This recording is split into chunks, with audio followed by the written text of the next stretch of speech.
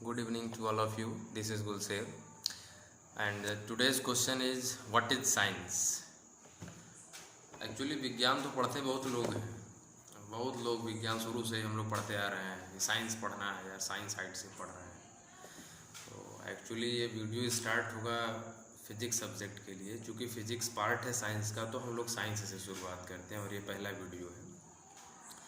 तो दिमाग में जो है कि क्वेश्चन जनरेट हो रहा है कि व्हाट इज साइंस, साइंस होता है क्या है। और तो कुछ लोग कहते हैं कि इन्फॉर्मेशन को गेन करना साइंस है, तो वो फिर उनके लिए क्वेश्चन अराइज हो जाता है, तो फिर नॉलेज क्या होता है, नॉलेज क्या होता है। क्योंकि नॉलेज में भी तो भाई यही कहा जाता है कि हम इन्फॉर्मेशन गेन कर रहे हैं, तो इसका मतलब नॉलेज ही साइंस हो गया। तो नॉलेज ही साइंस हो गया, ये कैसे कह सकते हैं हम। तो देखिए साइंस क्या है, साइंस के बारे में हम लोग थोड़ा जान लेते हैं कि साइंस है क्या, ये कहाँ से जनरेट हुआ, ये वर्ड कहाँ से आया, कैसे हुआ। साइंस एक ग्रीक वर्ड साइंसिया से डिराइव किया गया है। कहाँ से डिराइव किया गया है? साइंसिया से डिराइव किया गया है, ठीक है। और इसका मतलब होता है to gain any knowledge in a systematic वे।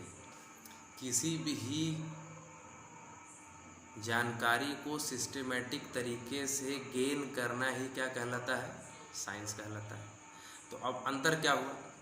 देखिए ज्ञान और विज्ञान में अंतर क्या है, ज्ञान और विज्ञान में अंतर क्या है। कहने का मतलब ये है कि हमने आपको कहा कि किसी भी नॉलेज को सिस्टमेटिक वे में गेन करना ही साइंस कहलाता है। अब वो सिस्टमेटिक तरीका है क्या, इसे भी समझ लेते हैं। जैसे मैंने आपसे कहा कि हमारी हाइट 6 फीट है, तो आप समझ गए कि भैया हमारी हाइट 6 फीट है। लेकिन अगर अभी हम आपसे कहें कि हमारी हाइट 24/4 फीट है, 24/4 फीट है, तो अब लड़का दिमाग लगाएगा कि 24 को 4 से डिवाइड करेंगे तब 6 आएगा। अब पता हुआ जो थोड़ा कम पढ़ा लिखा हुआ उससे आप कहेंगे कि 24/4 फीट, वो समझ नहीं पाएगा। आपने उसे क्या दिया? ज्ञान दिया, लेकिन वो उसे गेन नहीं कर पाए, तो यह एक मात्र जानकारी ही बन के रह गई, जो कि रटन तोता की तरह हो गया। लेकिन अगर इसी चीज़ को आप सिस्टमेटिक वे में आप बताते हैं, जैसे 24/4 को आप कट करके 6 फीट बताते हैं, तो ये क्या है? आप नॉलेज को गेन कर पा रहे हैं कि हाँ मेरी हाइट 6 फीट है। यही साइंस है। क्या है? यही साइंस है।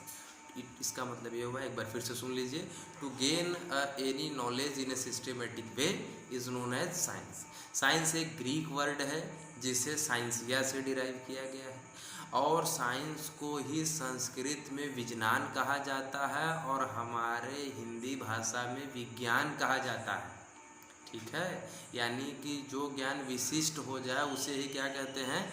विज्ञान कहते हैं। वी और ज्ञान को अलग आप करेंगे तो वी प्लस ज्ञान बनेगा। ज्ञान का मतलब होता है किसी भी सूचना को एकत्र करना, लेकिन विज्ञान मतलब प्रैक्टिकली और सिस्टमेटिकली गेन करना ही क्या कहलाता है?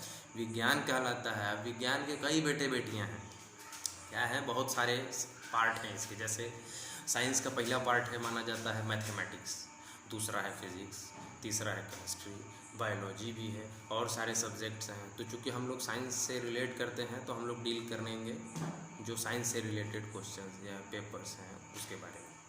तो चूँकि हम लोगों को फिजिक्स पढ़ना है, तो फिजिक्स से स्टार्ट करते हैं। तो फिजिक्स जो है भैया क्या है? पार्ट है साइंस का।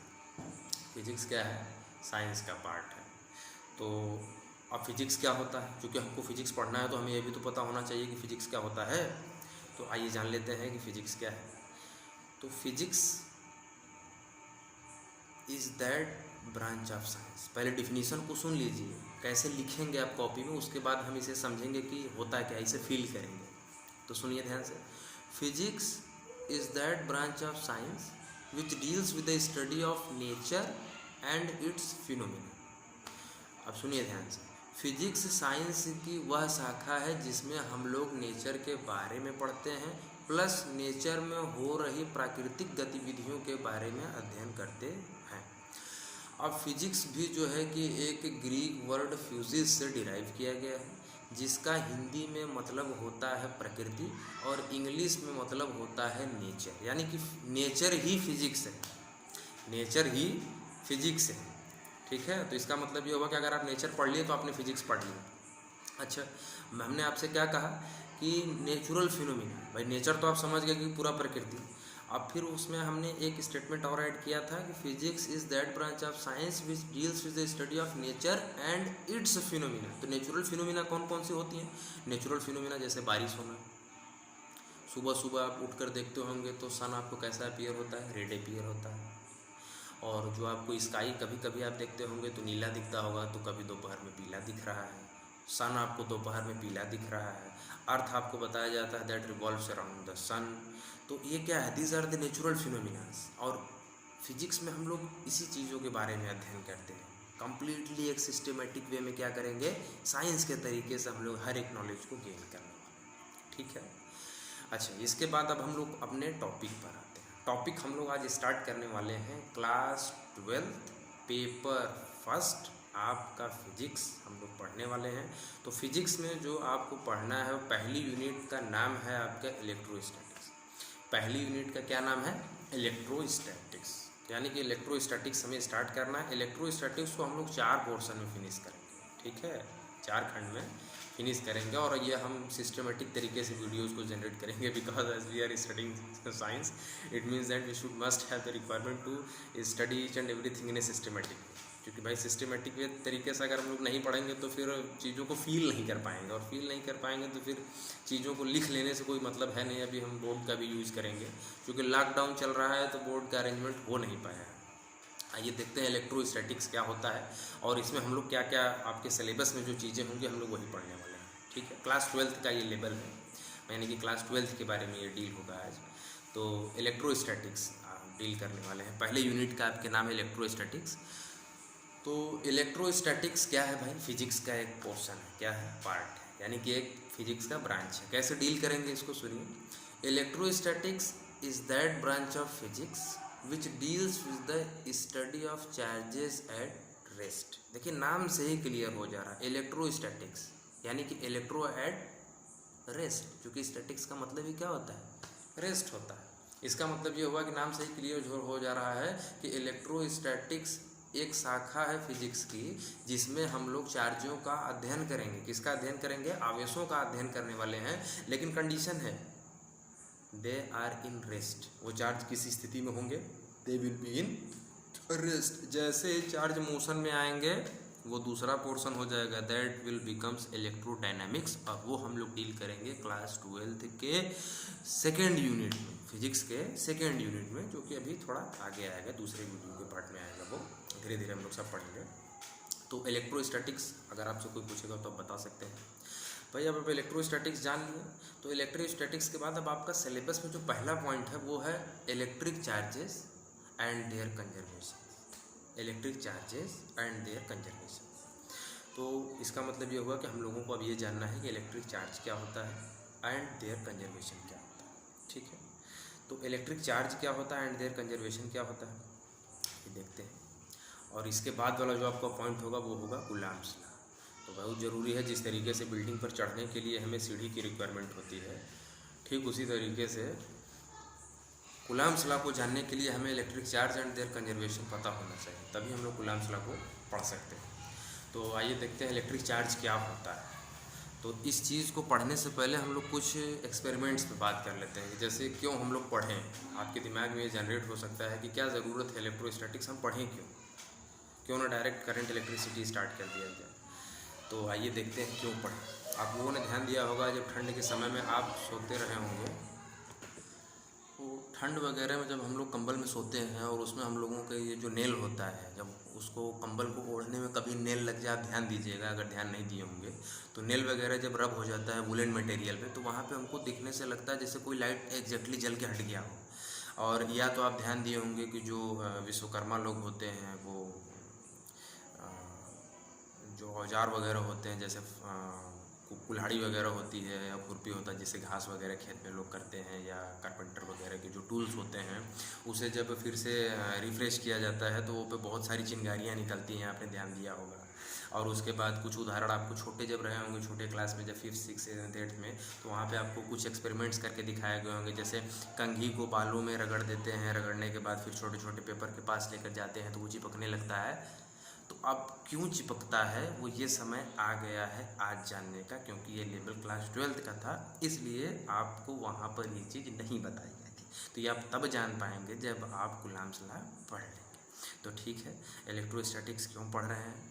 इन्हीं सब क्वेश्चंस के आंसर को ढूंढने के लिए ही हम लोग इलेक्ट्रोस्टैटिक्स पढ़ रहे हैं। तो अब आपके दिमाग से ये क्वेश्चन का आंसर मिल गया आपको कि इलेक्ट्रोस्टैटिक्स हम लोग क्यों पढ़ने जा रहे हैं, कूलाम्स लॉ क्यों पढ़ने जा रहे हैं। ठीक है, तो आइए जानते हैं व्हाट इज़ इलेक्ट्रिक चार्ज। पहला पॉइंट आपके सिलेबस का जो अब मेन पॉइंट है वो क्या है? अभी तक जितना हमने आपको बताया है वो बस एक बेसिक्स था, जिसे कि वो आपके एग्ज़ाम में नहीं आएगा, लेकिन हाँ अब जो आप पढ़ने जा रहे हैं वो आपके एग्ज़ाम में आएगा। What is electric charge? Electric charge क्या होता है?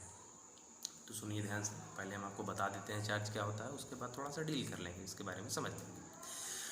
तो देखिए, डिफिनीसन अगर आएगा आपके एग्ज़ाम में लिखने के लिए तो आप क्या लिखेंगे? लिखेंगे आप electric charge is something having possessed by any body or material by which body or material can experience a force of attraction or repulsion। कहने का मतलब ये है कि इलेक्ट्रिक चार्ज वो प्रॉपर्टी होती है या कुछ ऐसा होता है जो किसी भी बॉडी, वस्तु, मटेरियल के द्वारा अगर एक्वायर कर लिया जाता है तब उस बॉडी के द्वारा फोर्स ऑफ अट्रैक्शन या रिपल्सन, वो फोर्स ऑफ अट्रैक्शन या रिपल्सन कैसा होगा? That will be electrostatical force.